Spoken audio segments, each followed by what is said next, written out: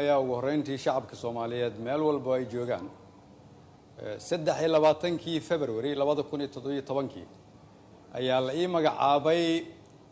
xilka ra'iisul wasaarenimada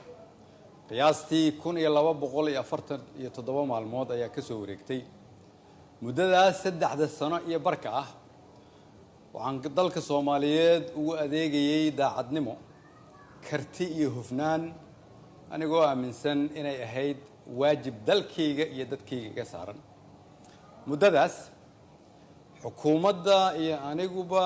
waxaan ku guuleysanay howlo waaweyn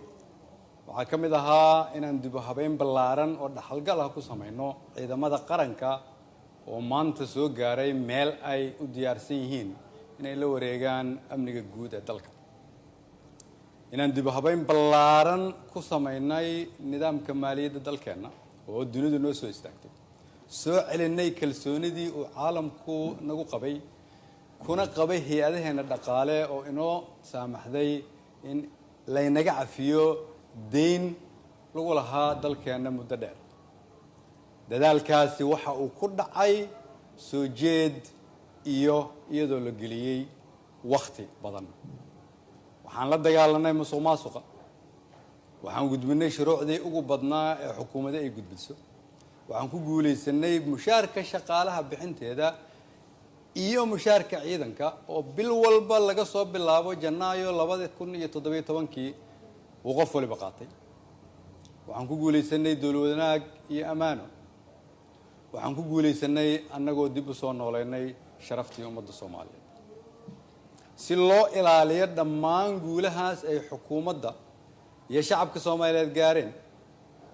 dhammaan shacabka Soomaaliyeed oo qayb ka ahaa rabana in la sii joogteeyo waxaa lagama maarmaan ah ilaalinta nidaamka awood isku wareejinta dalka oo si dimuqraadi ah u dhacda anigoo gudanaya waajibka arrinkaas iga saaran ayaan xukuumadda faray inay ka shaqeyso in dalku aado doorasho lagana fogaado muddo kororsi oo dhalin kara khalkhal siyaasadeed mid amni iyo mid dhaqaale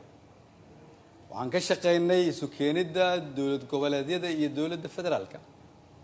isugu keenay magaalada Dhuusamareeb si go'aan loo dhan yahay looga gaaro doorashada hadda dalka ku soo fool leh waxaan isku raacnay in la isku soo laabto 15 Agoosto si loo dhammaystiro geedi socodka doorashooyinka dalka inkasta oo kulamadii Dhuusamareeb horumar fiican laga sameeyay haddana waxaa muuqataa in weli uu socdo fikirkii ku aadanaa muddo kororsiga oo salka ku hayay wixii maanta ka dhacay golaha shacabka fikirkaas oo aan mar hore ka digay oo aan aaminsanahay inuu keeni karo khalkhal siyaasadeed dalkana dib u celin karo ayaan waxaan mar kale xasuusinayaa ummadda Soomaaliyeed in dalka 4 sano mar ay doorasho ka dhacdo iyadoo xukunkii ay qoro isu dhiib inay tahay dhaqan sax ah oo dalkan lagu bartay ayna tahay kulligeen inaan ilaalino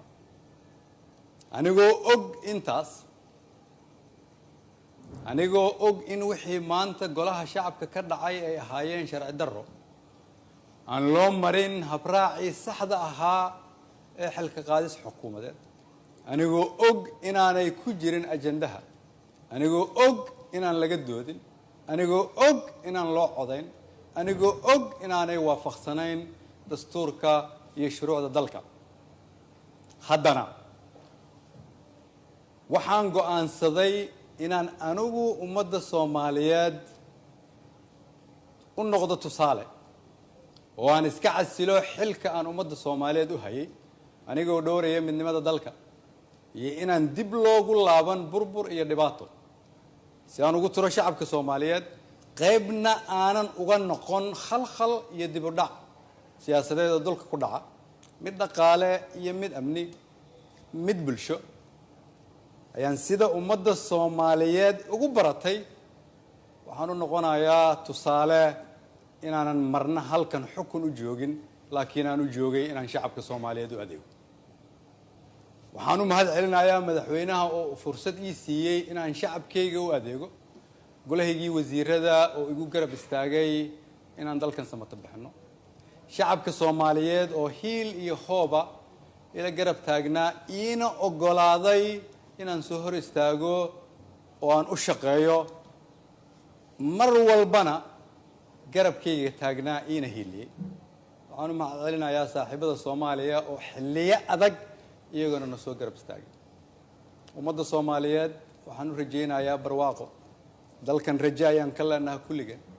dalka ayaa kulligeen inaga weyn cid waliba waa inay aqbashaa in dalka loo turo maanta waa maalinteedii aniga ayaa u turay dalka shacabka Soomaaliyeed meel walba ay joogaan waxaan leeyahay waxaan idinkugu adeegay awooddii ugu sarreysay oo aan awoodo haddii ay wax iga khaldameen waxaan idin weydiinayaa inaad cafisaan